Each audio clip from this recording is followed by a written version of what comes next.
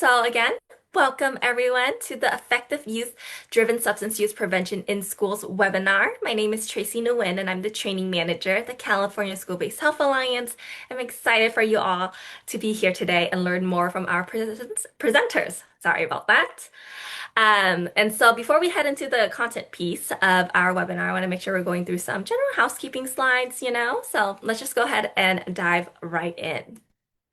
So before we start, I want to make sure we are thanking our funder. So we gratefully acknowledge the support of the California Department of Education Tobacco Use Prevention Education Program for this project, and the contents do not necessarily reflect the position or policy of the CDE. Moving on to some general housekeeping items.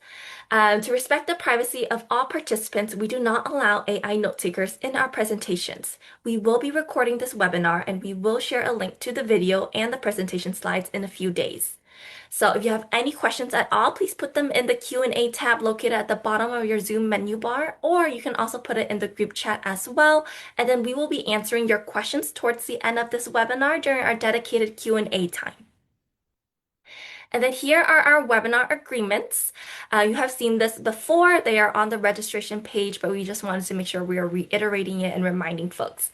So first, please be present and ready to learn. Second, please communicate respectfully. And third, please contribute to a learning environment that strengthens our advocacy and allyship with young people. And so if you don't already know about the California School-Based Health Alliance, or CSHA, we are a statewide nonprofit organization dedicated to improving the health and academic success of children and youth by advancing health services in schools. So really, our work is based on two basic concepts. The first being that healthcare should be accessible and where kids are, and second, schools should have the services needed to ensure that poor health is not a barrier to learning. And so we really do this through capacity building, providing technical assistance, and also providing workshops and webinars like we are doing today. So if you're interested in learning more, there's the link in the group chat you can click on to find recordings, slides, and additional resources. And if your organization is not already a member of our organization, please consider joining us. There are certain perks like conference registration discounts, as well as tailored technical assistance to your organizational needs. So if you're interested, there is a QR code on the slide that you can scan, or there's the link inside the group chat as well. And so for today's objectives, by the end of the webinar, at least 80% of participants will be able to identify 3 youth-led strategies used in schools for peer-based substance use prevention. And also, at least 80% of participants will indicate that they feel confident applying harm reduction and trauma-informed approaches when addressing vaping and cannabis use with continuation school students. And so for today's webinar, we're going to focus on tobacco use prevention education best practices for engaging youth in meaningful, peer-led substance use prevention. It will also feature Sierra High School, which is a continuation high school, and its effective and replicable interventions. And so with that, I'd like to introduce Marina Quintanilla and Yesenia Ceballos as today's presenters. So Marina serves as the Advocacy and Strategic Partnerships Manager at CSHA. She leads efforts to build and sustain strategic relationships with policymakers, coalitions, and community stakeholders to advance school-based health policy. Marina also plays a key role in implementing CSHA's policy agenda, strengthening grassroots and youth advocacy, and also enhancing CSHA's statewide leadership through strategic partnerships and collaboration. Marina is also an alumni of the Solis Policy Institute in 2024, where she gained policy advocacy training. We also have here with us Yesenia Ceballos, who is the counselor for the health and wellness at Sierra High School in San Bernardino, bringing over 20 years of experience in diverse educational settings. She coordinates the on-campus wellness center and also helped develop the Olive Branch Resource Center, which ensures students and families have access to comprehensive and community-linked care. Yesenia also leads the Sunshine Crew, a peer mentoring program supported by a statewide grant awarded to just 8 schools statewide. Her leadership has earned Sierra High recognition as one of America's healthiest schools and brought her the 2022 ABCT Champion Award for Advocacy and Service to Historically Underserved Youth. And so with that, I'd like to go ahead and pass it over to Marina. Hello. Hi, good morning, everyone. Buenos dias. Like Tracy shared, My name is Marina Quintanilla. My pronouns are she, her, and ella, and I'm the Advocacy and Strategic Partnerships Manager with the California School-Based Health Alliance. Today, I am joining from Los Angeles. It is a rainy morning. I feel like people don't know what's going on. We struggle when it rains. So there has been a lot of movement outside, and I apologize ahead of time if there's a lot of noise. And so today I'll get us started sharing a little bit about TUPE and how we were able to work with different school sites on tobacco use prevention education and supporting them in leading campaigns and initiatives on their campus site to talk a little bit more about tobacco use prevention. After my section, I will be passing it on to Yesenia, who will be talking a little bit more about what that looks like at the school that she's at. So. The work that we did in terms of tobacco use prevention education is that we were able to partner with school sites across the state of California. We had funds to be able to support campaigns and initiatives that are led by students across 5 different school sites. We were able to share this opportunity with folks via our newsletter, webinar presentations, the different convenings that we are participating in. And so we were able to get a lot of interest regarding participating with us. And so I think we received like over 20 applications. Something that I do want to share is that we saw an increase of middle school sites being interested in tobacco use prevention education. I think as we are moving forward, the patterns have shifted a little bit, and you all may know that. You all may see that already. And so we got a lot of interest from middle school sites, and we were able to allow one of them to work with us. And then the other ones were high school sites. So again, five school sites that we were able to select, ranging in different areas. So 2 of them in Riverside County, 1 of them in San Bernardino, or 2 of them in San Bernardino, and then 1 of them in San Diego. The timeline for this project started in January and ended in June of this year. Although that was our timeline, I feel like schools felt like it was a little bit shorter because of the different school breaks that they have during that time frame. Most of our partners finished their campaigns and all different events by May, mid-May, so before they went off on break. We were also able to provide technical assistance to all the school sites. So we met with them monthly to share youth engagement best practices and also to hear how things were going on in the different sites, and to also have partners share like what is going on, what are some things that are working, what are some things that aren't. So really working with each other and supporting each other. And in terms of the training, we were able to train adult allies. So following a train of trainer model, we trained 2 adult allies per site, and then they were able to train at least 15 students on the tobacco prevention toolkit, specifically the You and Me Together vape-free curriculum. Each site was able to choose what modules they wanted to focus on depending on the needs per site. And ultimately, we were able to train approximately, or they were able to train approximately 100 students with all sites. So that's really great. Um, Next slide.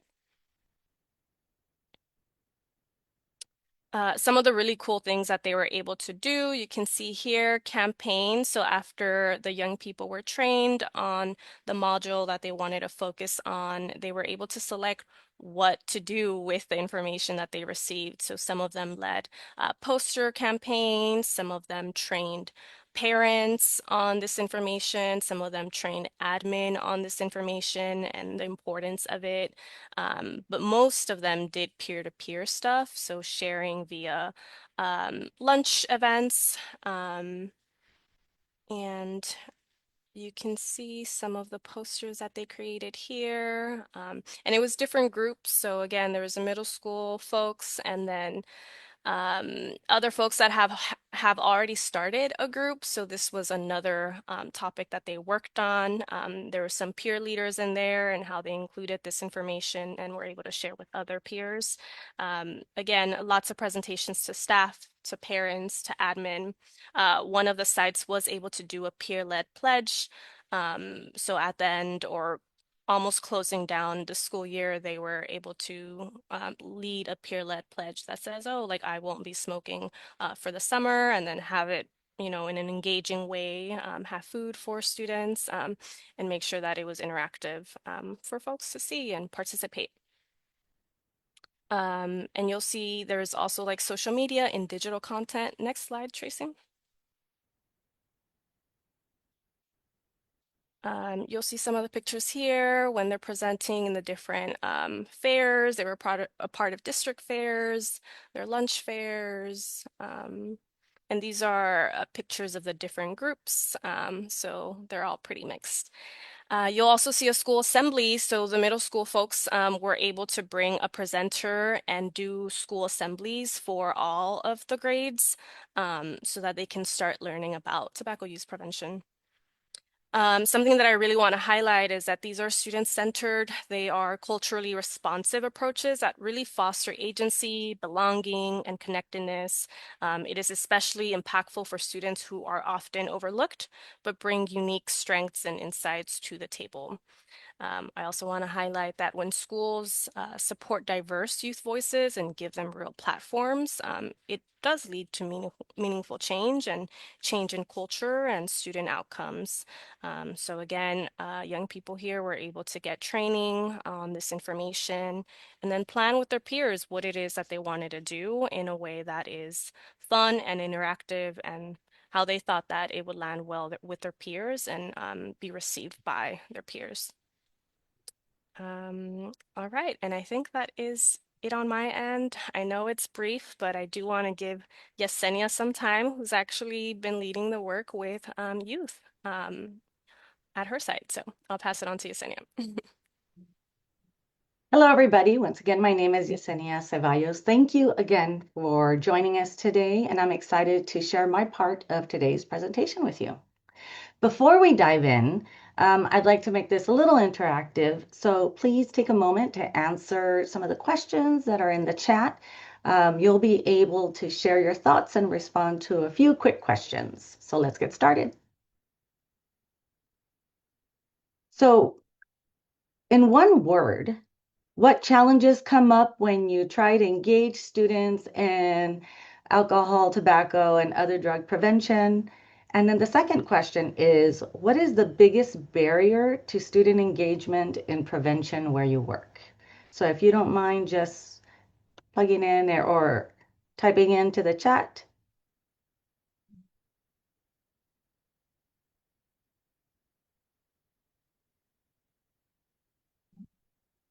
Stigma, shame, apathy, disinterest. Sounds like we're all very frustrated with the same things.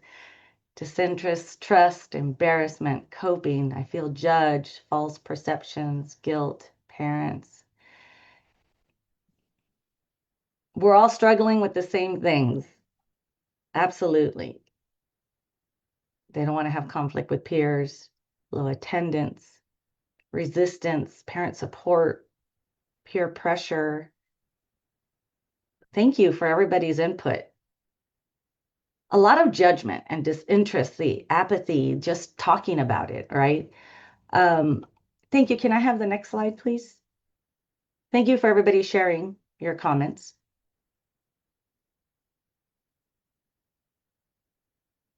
So I'm going to tell you a little bit about ourselves.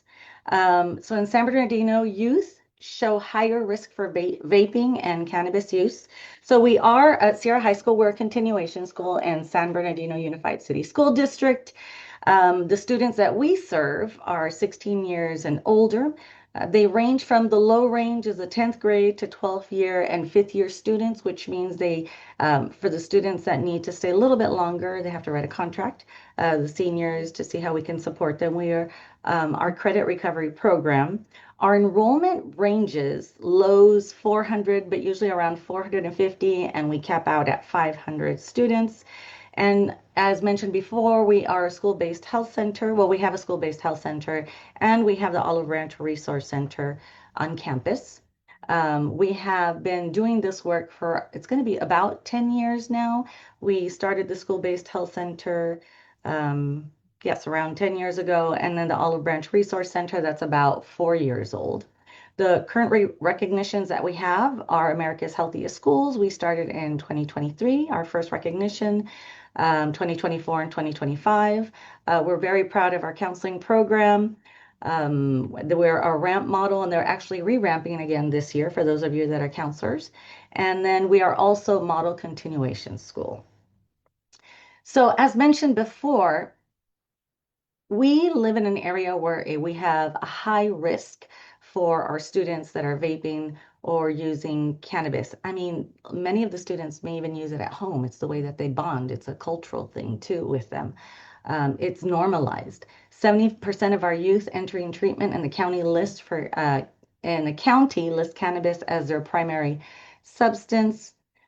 And continuation schools face unique challenges just because of the area that we're in, and it's so normalized. I mean, it's rough. Even on school campus, we catch them using even between breaks, and we're only in session for about 4 hours a day. We have two sessions, an AM and a PM session.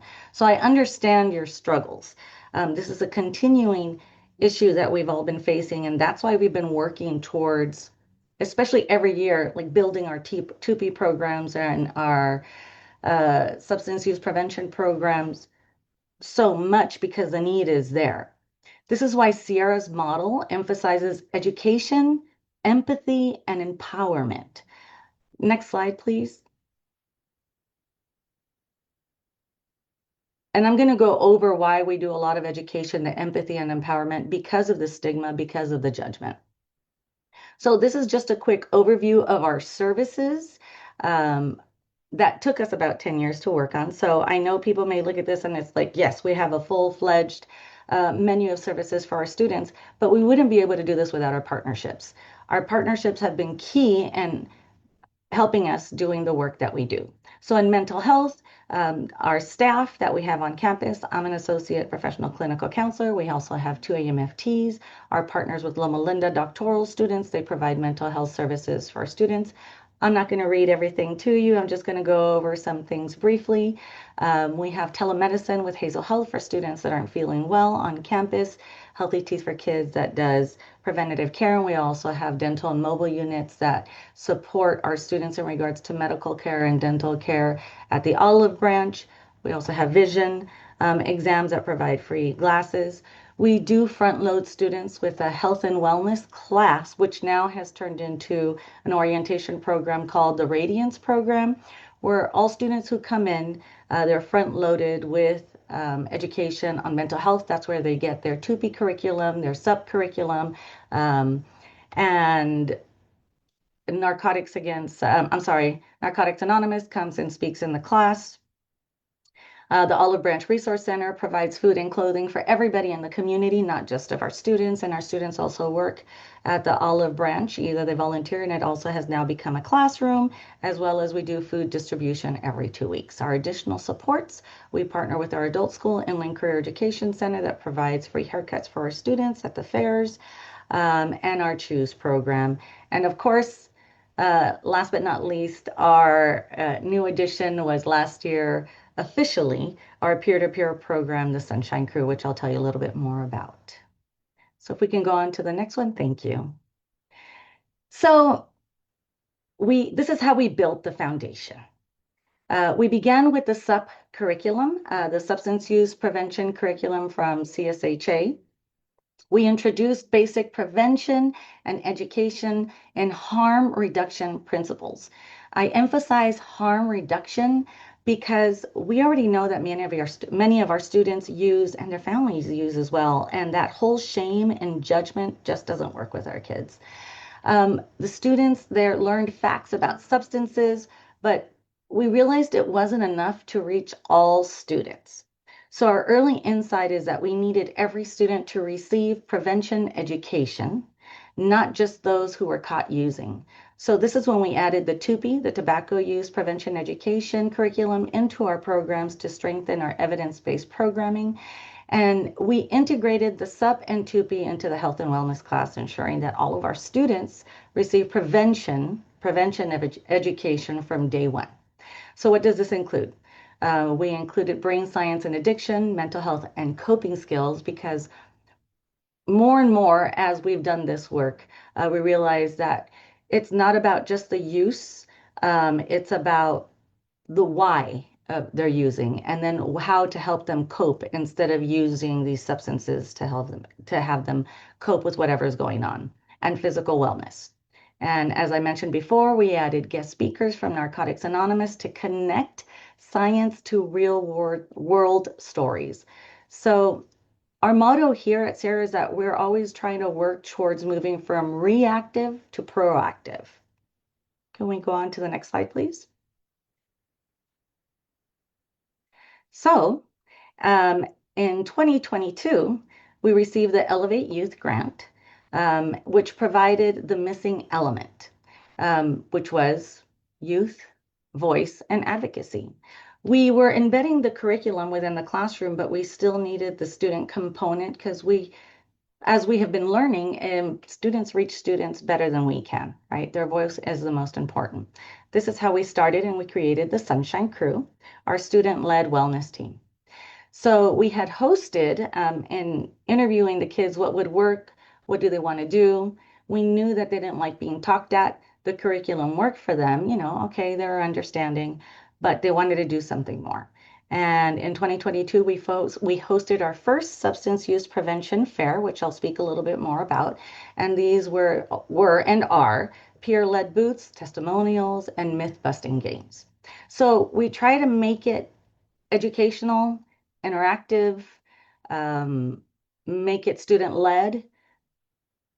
Our students feel like they're not heard enough. And I know we're all working towards building more student voice and choice, and that's probably why they feel more of the judgment and the stigma because they felt like they were being talked at instead of discussed with and being a part of the solution. So that's something that we really have been trying to work towards more and more. A lot of what I do, I base on student voice. I mean, at the end of the day, it's their life and it's affecting them, and they're actually ashamed about it and ashamed about the use too, as we had seen in the comments before. So you're going to see, I'm sorry, can we go to the next slide? How we work this through. So I'm going to give you a little bit of an explanation of what we did. So during one of our class visits when we first started, we had a student tell us, you tell us what to do, but you don't tell us what to do instead. And that hit me hard. I remember the first time that happened. When we're going through the class, we're talking about, the whole don't do this or this is bad for you and things that they already knew. They already know it's not good for them. They already know that's where you get the judgment and the shame come from. So it sparked a major shift in my approach, and the curriculum began to focus more on alternatives to use and harm reduction. I mean, alternatives to punitive measures and positive coping skills instead. So we thought about, let's answer the question of what to do instead. With this, we added the dopamine nation. I read the book about dopamine nation. We added the concepts of the happiness chemicals. Dopamine nation is written by Dr. Anna Lemke. I had seen her at one of the conferences that I had gone to, and I kept that student in my head. You tell us what not to do, but you don't tell us what to do instead. We needed to add more brain science into the curriculum with Sunshine Crew and let them understand of the why of what they do. And dopamine, how it works in the brain, and it's also the pleasure and the pain component of the brain that makes us do what we do. And then what to do instead was a solution with the happiness chemicals and to identify them. So we really started to focus on that component to notice when you're deficient, what does it look like, and what are positive coping skills, or what are some replacement behaviors that you could do instead of that. So it drove the students to learn more about how dopamine drives behavior, pleasure, addiction. We focused on healthy dopamine sources like exercise, creativity, connection, achievement. We integrated mental health literacy. Students began connecting the emotions and environment and the coping tools. They started getting that a little bit more. So we were doing this work. First, I started with the happiness chemicals.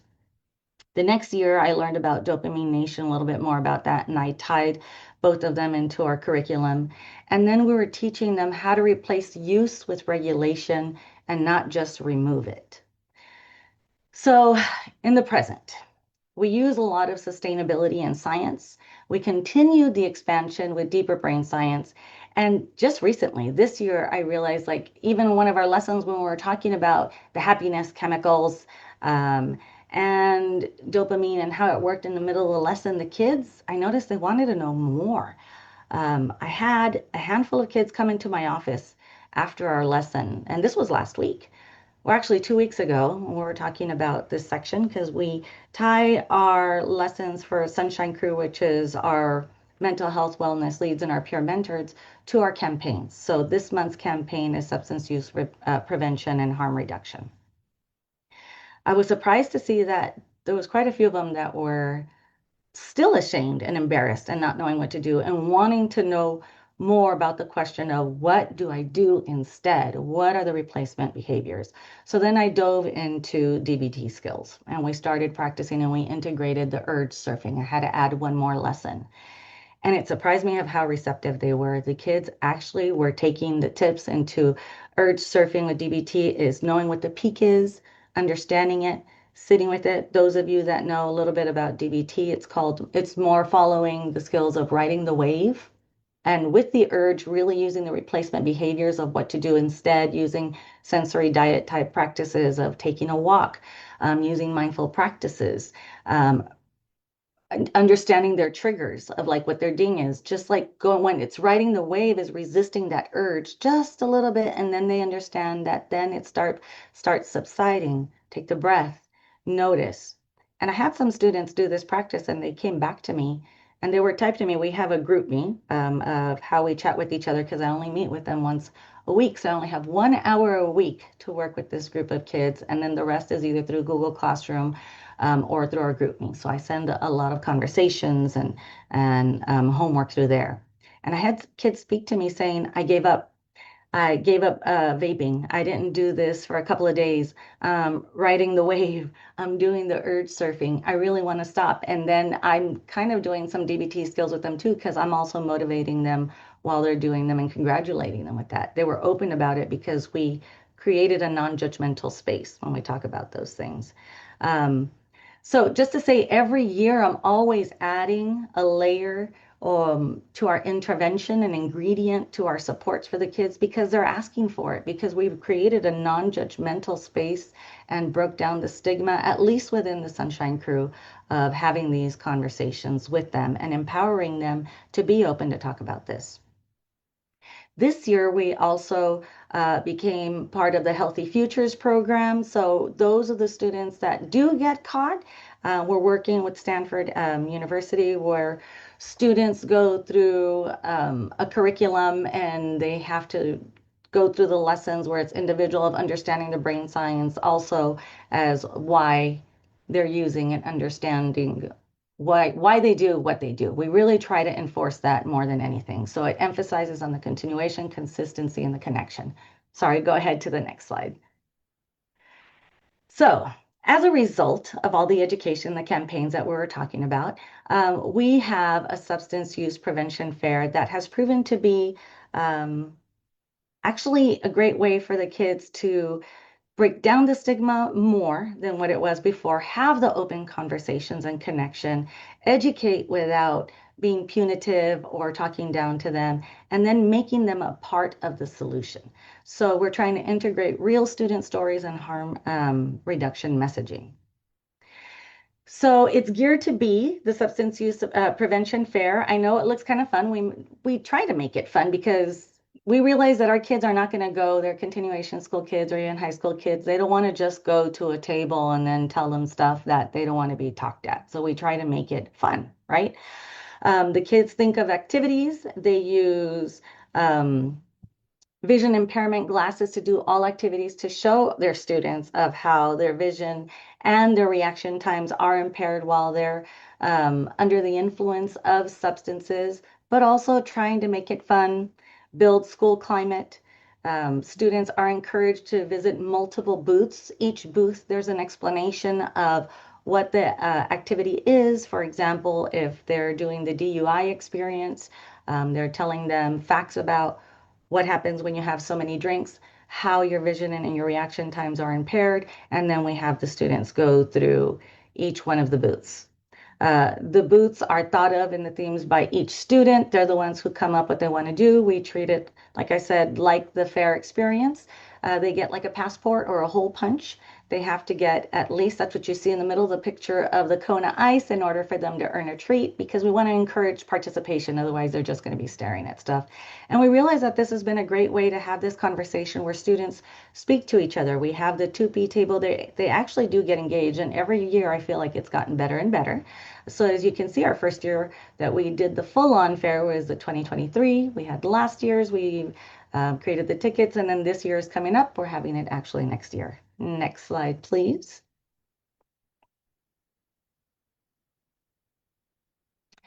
So as I said, since it's geared to be dynamic and having students get involved, students last year wanted to tie in suicide prevention with substance use and harm reduction. Last year, they were talking about it really is connected for them, and they wanted to talk to other students about it.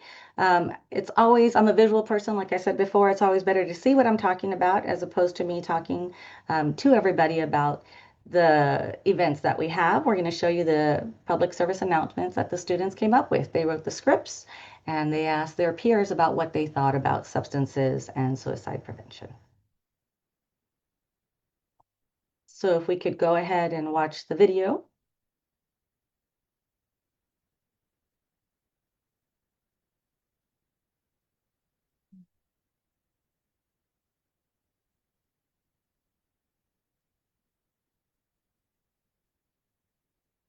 I'm not sure if everybody can hear it. I'm not able to hear it right there. Can anyone else hear it? No. Okay. No, I don't. Let me go ahead and stop and reshare screen. So please bear with us, everyone. Okay, let me try this again.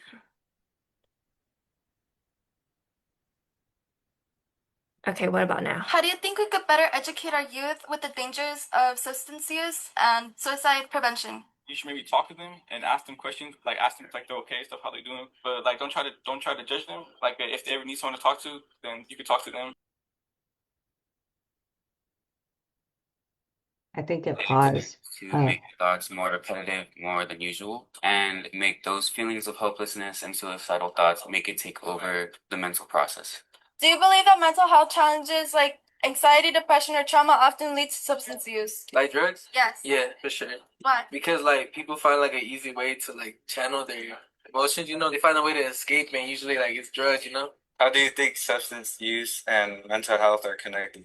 I think when you use drugs, it really messes with your brain, and that's why you have problems. I think they are connected by harming the body/person. I think it just harms overall. I think they're connected a lot because like a lot of people use like substances to overcome stuff, like addictions, like related to that too. What kind of treatment option is most effective for substance use and mental health? You could call the substance abuse number, and then for mental health, you could get therapy or something. Because look at the suicide prevention line. It should be in the back of everybody's ID card, I think. Yeah. What can communities and schools do differently to prevent the cycle of mental health and substance use? I think they could give resources on coping mechanisms because some people don't know what to do when they're like feeling down. What do you think are the pros and cons of using substances? It makes you feel good, like it makes you feel good, but it's really not good for you. Like, but you think it is, you get me? Cons is bad for you. It messes up your lungs. It's not healthy. It can lead to addiction. Like over time, you probably spend hella money on it.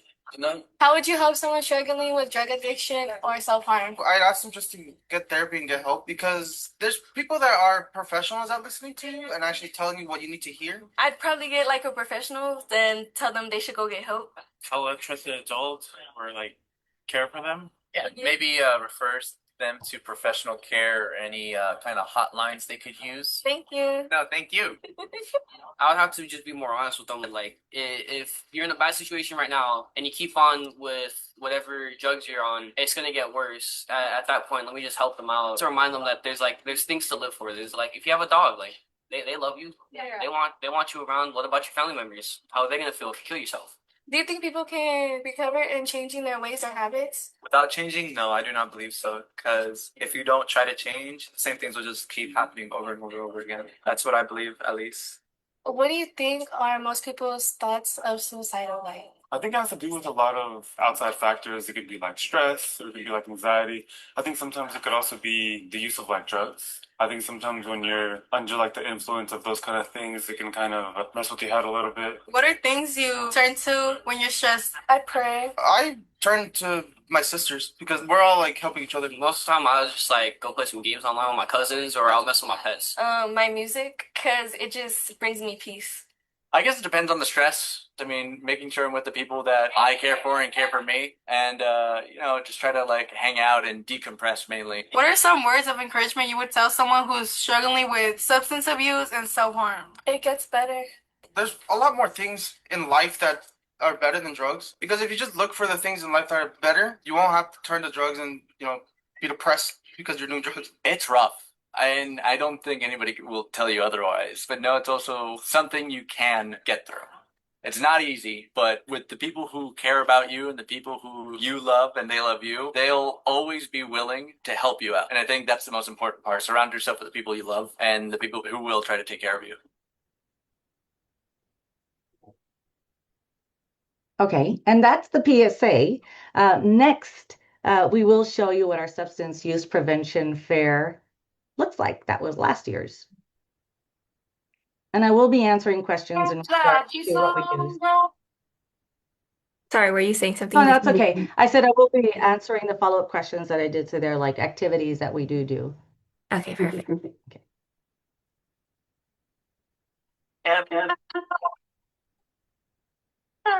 Baby, I'm performing, trying to rob myself with something. You just trying to get away, and life is not fair. Been working on my tunnel vision, trying to get into the fiction. Take a swing and even miss some, but I don't care. Yeah, so more to get rid of it. Smile a little more in the middle. Ah, ah, ah, ah.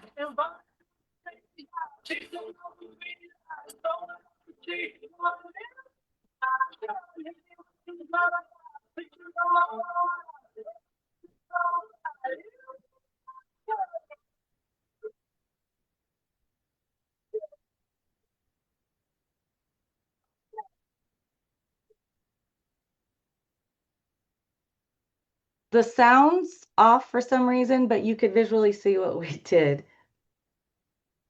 The sound is off. I didn't hear right. Yeah, you could see the video, but you can't hear the music, but that's fine. What's important for them is to see the... Oh gosh. Okay. Apologies for that, everyone. Let me continue. We have a couple seconds of the video. Sunshine. That's just a quick overview. Okay. Thank you, everybody. And thank you for understanding the technical challenges sometimes. We all go through that sometimes. Okay, so let's talk about the key components of the program and what we do, and then our ultimate activity, but our education is ongoing, is our fair. So our universal prevention is our SUP and TUPE, which is integrated into required classes, and which is the health and wellness curriculum for all students that enter Sierra. Just like a quick tidbit, we have new students that come in and graduate every 6 weeks sometimes, but we do get a new set of students that come in from other schools.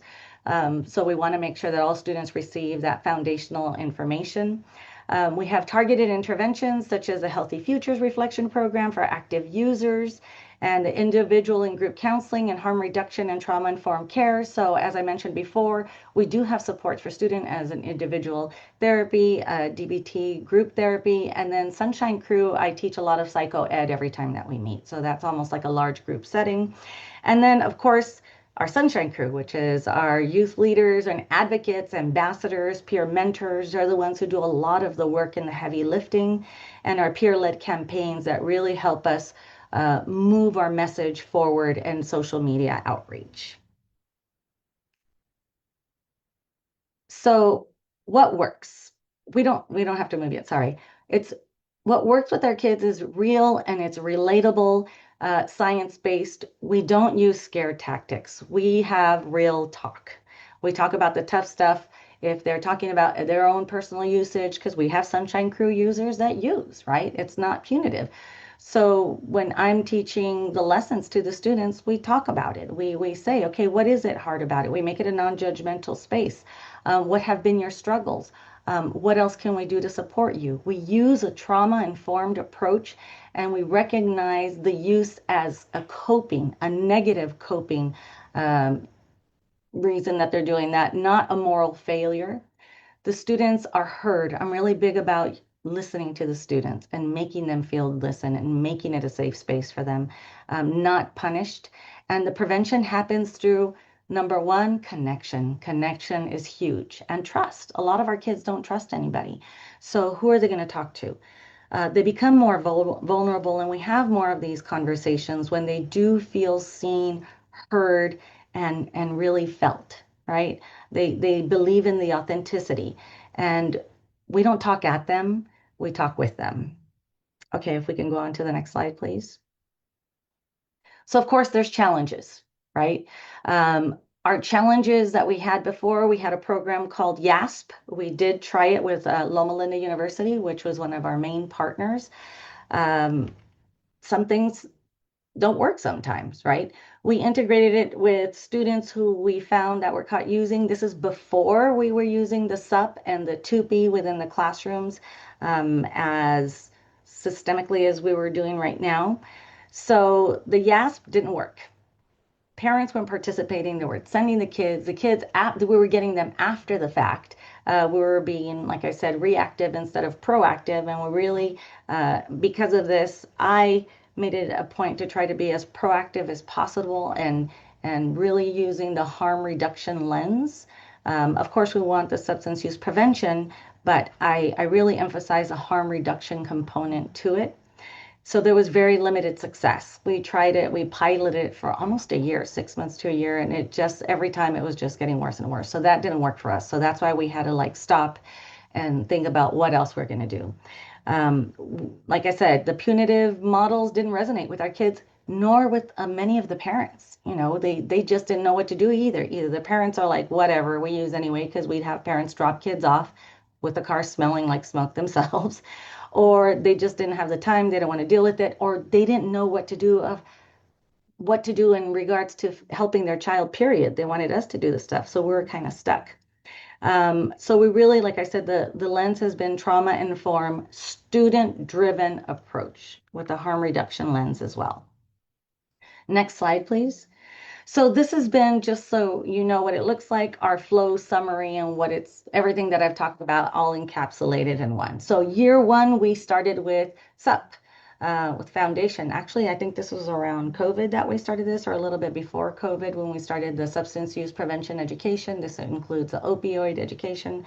That's when we were just starting our health and wellness class at that time. Year two, we started integrating more things. We knew that one thing wasn't enough. Our kids needed to get front-loaded with even more science-based education. That was with the TUPE. We integrated that, our health and wellness, and our Narcotics Anonymous speakers. Year three, we were privileged with starting Sunshine Crew through the Elevate Youth Grant and really had a focus with youth advocacy and youth voice. And we started the Sunshine Crew then, which has started our first prevention fair. Year four, I added more of the brain science, which was the happiness chemicals, dopamine nation. And then this year I added the urge mapping, healthy futures, and then we continue the campaigns because we found success with that. I know that was a lot to listen to all at once. Thank you for listening. If you have any questions, I'm more than happy to go ahead and get into more detail in regards to what we do, how we do it, what activities we choose, and how they're chosen. We can go on to the last slide. And like I said, thank you again. In regards to the presentation point, I did see a lot of questions that I thought deserved answering, so I wanted to be able to give you time to expand on that. Awesome. So thank you so much, Yesenia. I'm going to go ahead and stop screen sharing here. Again, apologies everyone for all the tech difficulties, but thank you so much for still hanging on. We have plenty of time for questions now. I know questions were rolling in from the beginning. We still have questions coming in right now. Yes, please keep them up. Please put them in the group chat. Please put them in the Q&A tab, whichever one you're comfortable with. I'm just going to start from the very top from what we were able to capture in terms of question. And then Marina, if you're also able to come on, awesome. I think this question was for you, Marina. So it asks, what grade or age do you focus on for the training and what age is most beneficial? And I believe this is when you were sharing about all the different things CSHA was doing in partnership with our 5 schools that we had selected. So just curious to hear a little bit more about that. Yeah, we mostly work with high school age students, and that's because the curricula that we do have, I think there's a question in the chat. So the substance use prevention curricula was designed for high school age students, but because for this specific project, we were working on the Stanford Tobacco Toolkit. As some of you may know, it has other, so like elementary, high school, middle school. So we were able to work with a middle school and be able to have them use the middle school modules under the Stanford Tobacco Toolkit one. Perfect. Thank you so much, Marina. Our next question, I think it might be a question for you, Marina, also could be a question for you, Yesenia. So it asks, who are the students involved in these programs and how do they come to be a part of these programs? I can share a little bit for the 5 school sites that we were working with. It just depends on the groups that have been created or the group of young people that might be interested that adult allies have seen. They're like, oh, this is a potential group that we might want to train so that they're able to support with this work. I know for Hesperia High School, we worked on another project last year, and so that they created a group for substance use prevention using the CSHA curricula and Elevate funds and focus on like youth advocacy and alternatives to discipline. And so they had this established group that they had just recruited to do that work. And they're like, now we want them to continue doing work on tobacco use prevention. I know Granite Hills High School was working with peer leaders. So that was their main group that they were working with. And then the middle school, I believe they were working with a PE class. So they noticed that a lot of youth were having issues with vaping. And so they're like, we're going to get this group trained so that they understand what it is that is going on. So yeah, it just depends on the school site, who is the adult ally, when can they train and meet with the group. But Yesenia, go ahead. I think you have a different perspective too. Well, I'm trying to look at all the questions and thinking, and I'll let Tracy because I'm like, oh, I have an answer for this, this, and that. Thank you, everybody, for your interest. I know it looks like we're all struggling and working towards the same thing to support our youth, right? So initially, we worked on, like I said, what wasn't working, the kids that were getting caught, right? So for the curriculum, we were first approached with SUP because that's how it all started, really. I don't know if you remember, Marina, with the substance use prevention program. We were just approached. Who do you want to do? And we said, we got to put this in a class or see who we could find. First, it was the kids that were caught. It wasn't working. We didn't have a group yet. We didn't have an opportunity to build a club. Like I said, we're a continuation school. We had kids that come in and out. We had to try to figure it out of who was interested. We just started recruiting kids about who's interested in supporting and being a youth leader on campus. I banked on the relationships that I had as a counselor with kids just to begin with. We started the first year just with 15 kids. Now, between the AM and PM, I have about 70 kids on the roster, 60 attending once a week. So it takes time to build the relationship. So we started with honestly 3 and then it went to 5. They invited their friends. We did snacks. We made it a place to where it's almost like psycho ed, small group type model.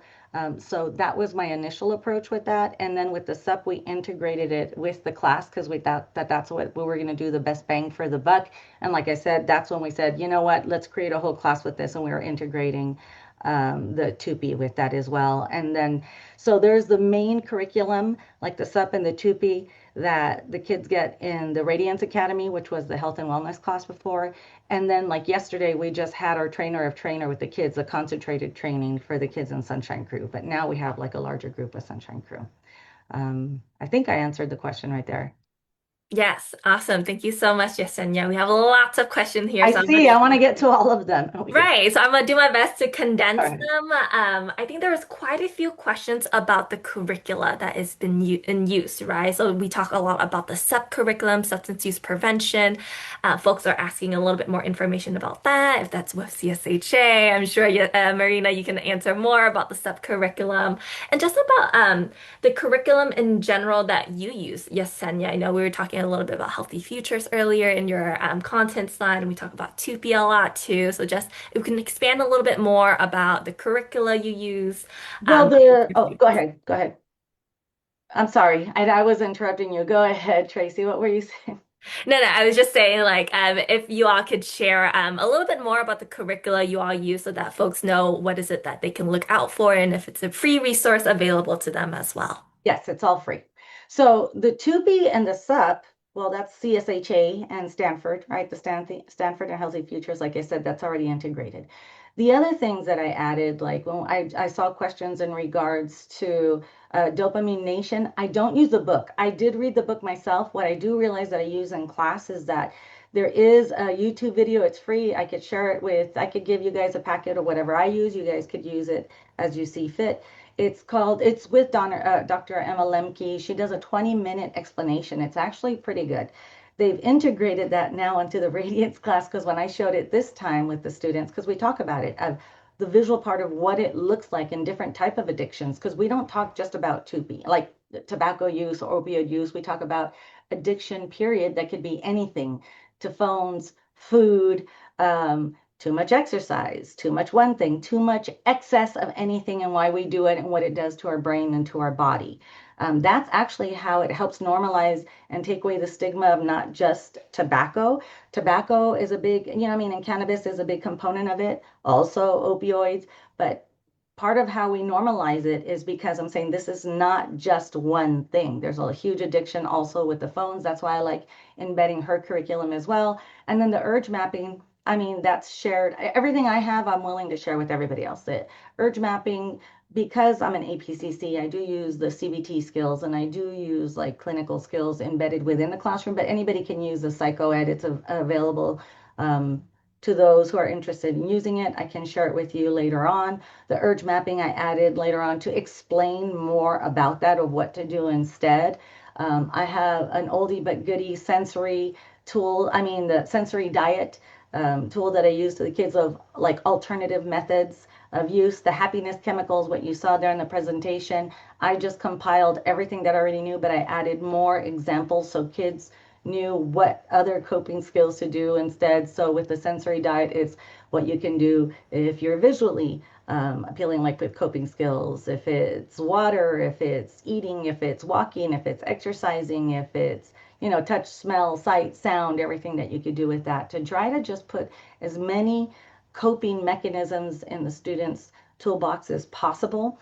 I really talk about the approach of the why. Like I said, it's not, yes, it's bad for you. They know it's bad for them. They do feel bad about it. That's why there's so much shame and they're afraid of the judgment and they just don't know how to stop. I had students after the lesson, they know how open I am. I had to turn around and not look at them. They asked me to like my back towards to them so they could tell me I want to stop and I don't know how, because they felt so guilty that they were a part of Sunshine Crew. And they know I'm like non-judgmental with them, but it was still so hard for them. But just creating that space for them, of giving them the alternative tools and options of what to do instead. So I do see a question in regards to the mental health first aid. Yes, I used to train students and they are certified, the Sunshine Crew and the teen mental health first aid. I'm a certified trainer as well. However, we saw that it worked so well with those kids that now it became part of the Radiance Academy. So I'm really proud to say that this year, not only does Sunshine Crew get the teen mental health first aid training, now every student that comes into Sierra High School It's just part of the curriculum. So it's TUPE, it's SUP, it's the Teen Mental Health First Aiders. They all get certified now when they leave. So we're really, like I said, working on the proactive approach as opposed to the reactive. And I do got to give a lot of credit. I think maybe one of our head counselors is here listening, Dr. Costin. She was one of the main creators for the Radiance Academy and two proactive teachers that believed in the work. It was the teachers that were doing the health and wellness class and the college career class, and they integrated in one as an orientation class to make sure that the students did get the foundational skills. Because we were seeing that it was working, right? It was working already with Sunshine Crew. It was already working with the health and wellness class. It just needed to be a program, and they worked so hard to create it. And it's just like the best place to give the foundation for the kids. Now that I have kids in Sunshine Crew, I think that's part of the success of why I have so many now, because since it's a concentrated class, where they're getting this information, they want to know more and they want to be a part of the movement now. Were there any incentives? Sorry, go ahead. I'll let you. I'm reading the questions and I shouldn't. You go ahead, Tracy. I'll let you do your Yes, part. lots of great questions, but I do want to make space for Marina. Is there anything you want to add about the sub curriculum from CSHA, Marina? Yeah, the subcurricula is what Yesenia kept referencing as how they started. So it's a substance use prevention one. We have a PDF file of like 200 something pages of different like health topics for the youth health worker curricula, which is free. It can be found in our website. And then substance use prevention is only one module, a part of the youth health worker curricula.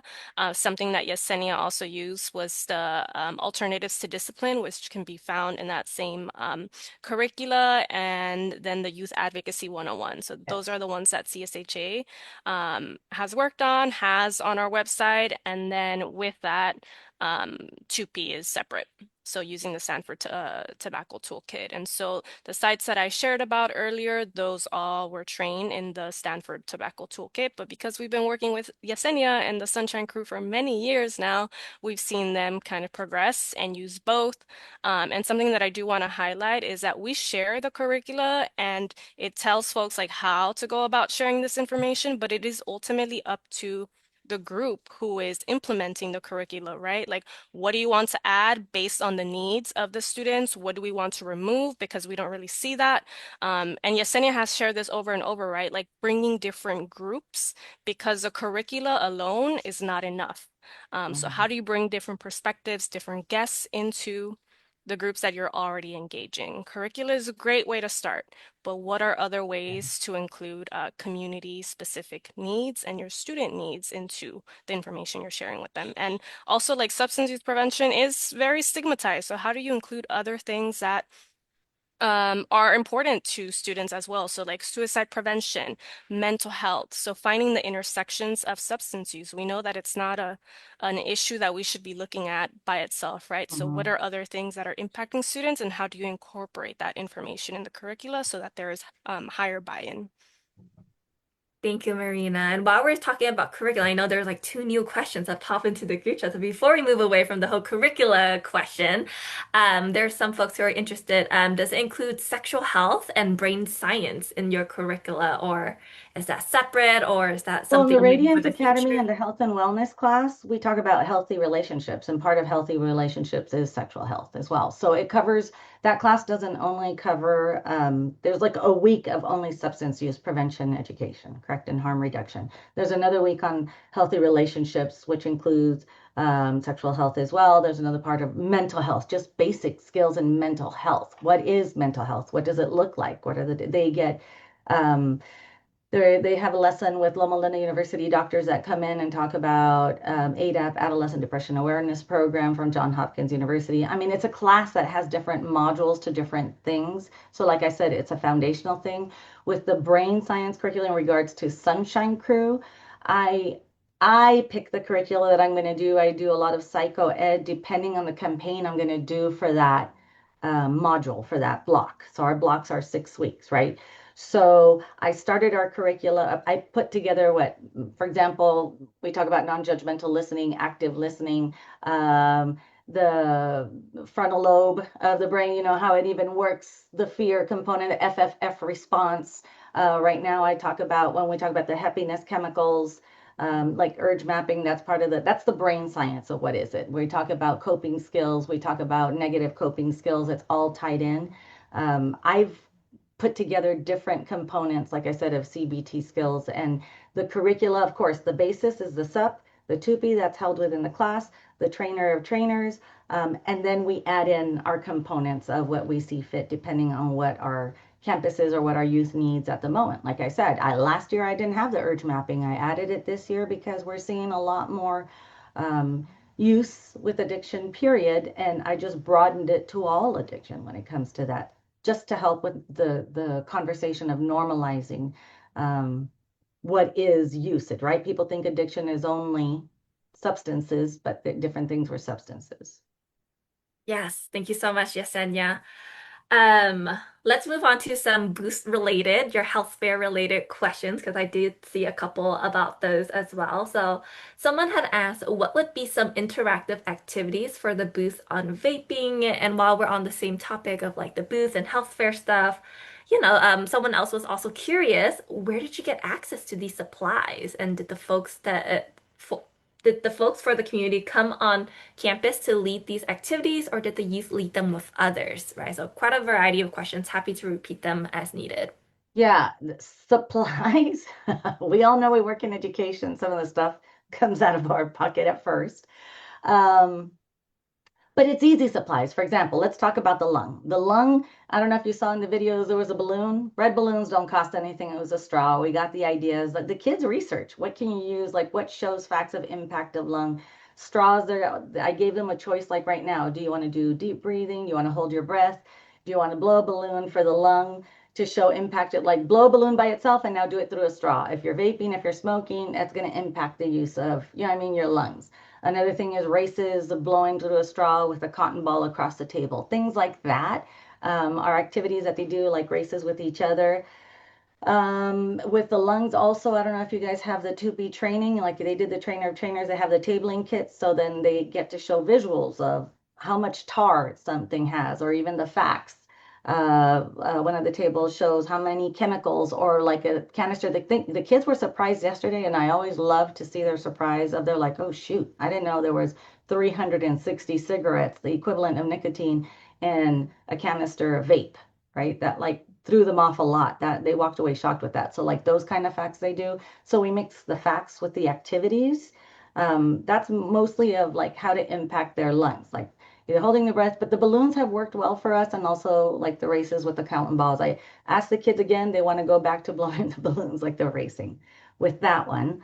Um, Partners, I do reach out to Friday Night Live as well to see if they'll come. Sometimes they're able to bring the tricycles on campus, or if you saw in the video, the kids have like, because they have the expensive visual like goggles, impairment goggles. Those are like $150 per pair. What I've done is the other goggles that you guys have seen, they're like 20 bucks for a pack of 12. So I've just bought them myself, or I've ordered it. This year I actually ordered it through the school because we're going to have more booths this year. So that's low cost. Another activity of visual impairment is like beach balls. A pack of 12 beach balls is 10 bucks through Amazon. So we've purchased some things it's low cost, low effort kind of a things. The incentives, it's helped with sometimes with like it's small grant money. We've bought, we've done gift cards, $15 gift cards sometimes. But as we all know, budgets get tougher each and every time. So that's why last year we resorted to, instead of the gift cards that we used to do, like in a raffle, if you finished all of them, because we don't know how long we're going to have that stuff, is we had Kona Ice. So Kona Ice, there's budget when they can buy, instead of food for everybody, sometimes you just buy one of those, and for 400 students, I think it costs like 800 bucks for Kona Ice to come to get their snow cone, and they love the whole event. So it just depends how much money you have. We normally haven't had a lot of money in the past. Because of the grant, we've had a little bit more, but it's still very limited in regards to what we can buy. So as long as it's something, and when we had nothing at all, we used to ask staff to donate a gift card or something like that, so that way we can put into the raffle. Awesome. Thank you, Yesenia. I do know we're slowly running out of time because we have so many amazing questions, so many amazing answers from Yesenia and Marina. I did want to end this with like two logistical questions. that people have about like, what it takes to actually put into these programs, right? And so the very first question that someone had asked in terms of logistics was, is there any pre or post testing in behaviors, attitudes, beliefs with the curriculum? And if not, if no, then how is it collected and what outcomes are you seeing? Okay. So with this specifically, I do it for Sunshine Crew, period. So we do have, like I said, our partnership with Loma Linda. Um, I do two things. I have a reflection piece with kids too, a short questionnaire in regards to what are their thoughts and feelings in regards to the program, how it's helping them, what they're doing, what's the difference to them, and we are studying them because we're very data driven across the board, just our whole program, counseling and our health and wellness program.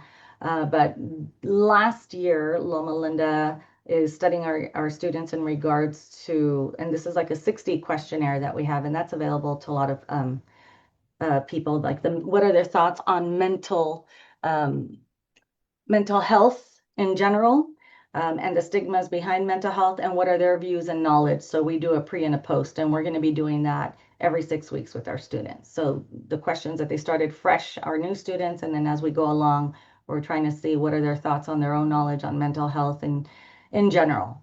And then how confident do they feel of how much they know throughout the year too. So we're studying our students in regards to what did they know at all, what are their beliefs on it, and then to see just the trends and how it's changed. Got it. Thank you, Yesenia. So this is going to be the last question. I know we couldn't get to everyone's questions, so if you still have questions or if we were unable to get to them, please do feel free to reach out to us. I will have a couple of closing slides with all of our email addresses. So hang tight and then you can also get that and you can follow up with any one of this as needed. But my last question to you actually, Yesenia, is we know that you're the one who's leading the Sunshine Crew and you have the support of all your amazing staff members and colleagues. But the question is, how do you build on your capacity to take this on top of your daily duties? Sorry. Um, I don't know sometimes. I know it's passion. How do I do it? At first, no, I keep on adding stuff to that. It's hard.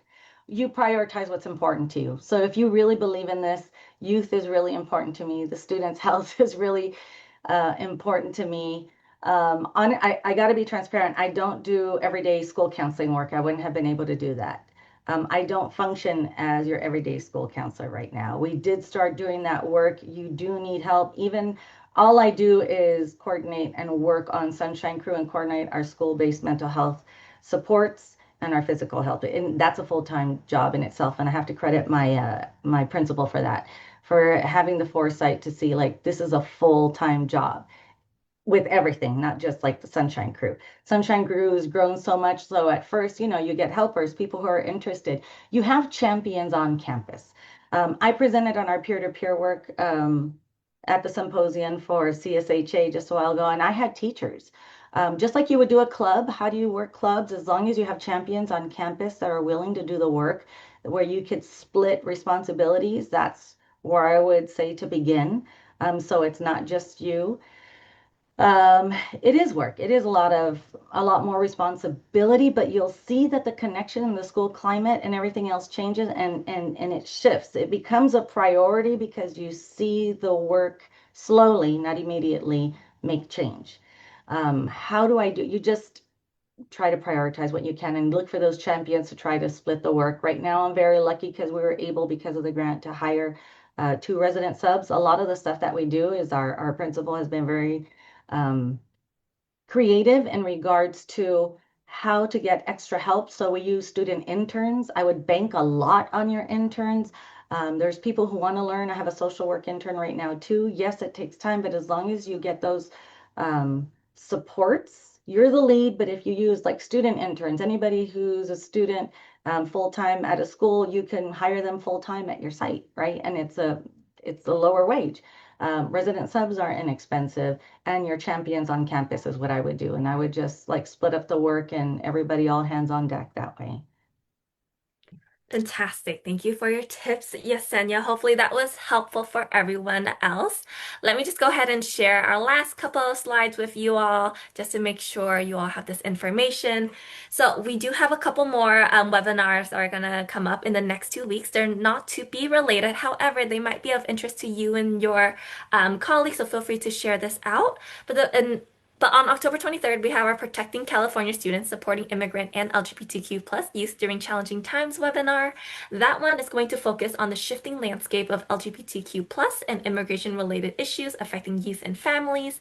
And then on the 29th, we're going to have a Certified Wellness Coach webinar, and that one's going to share how wellness coaches provide non-clinical preventive and are on also early intervention services. So if any one of these are of interest to you all, please feel free to sign up via the link in the group chat. And then we also have some additional resources. You know, we talked a lot about alternatives to discipline. Yesenia shared her insight as well. So for our very first resource, we have Sierra High Schools and their 5 key elements for working with youth in high school flyer, essentially. You can think of it as kind of like a tips and tricks document, and it draws from Yesenia's experiences working with students. So many of the things that she has shared with us in this webinar is included in that flyer for you all. And also other relevant CSHA resources include a school discipline and student substance use guide. That one explains pertinent California ed codes and provide examples of alternative approaches to student substance use. And we also have an alternative to discipline brief, and that one makes a case for alternatives to suspension and how to implement an alternative response. So if any one of these are helpful and useful for you all, it is available in the group chat, and it also will be shared out in our follow-up email as well. And as promised, here are all of our email addresses. So feel free to reach out to any one of us if you have any additional questions, or if we were not able to get to your questions today, please do reach out to us and we'll do our best to answer your questions as soon as we're able to. But I want to thank everyone so much for, taking the time joining us on this webinar. And I hope that you all can also, as you exit out of this webinar, fill out our really brief webinar eval that will pop up on your device. And that will help us see where we can improve future webinars for you all. So with that, again, I'd like to thank everyone for your time today, and I hope you all will join us in our upcoming webinars. And if not, we hope you have a great rest of your day and a great rest of your week. Thank you so much, everyone.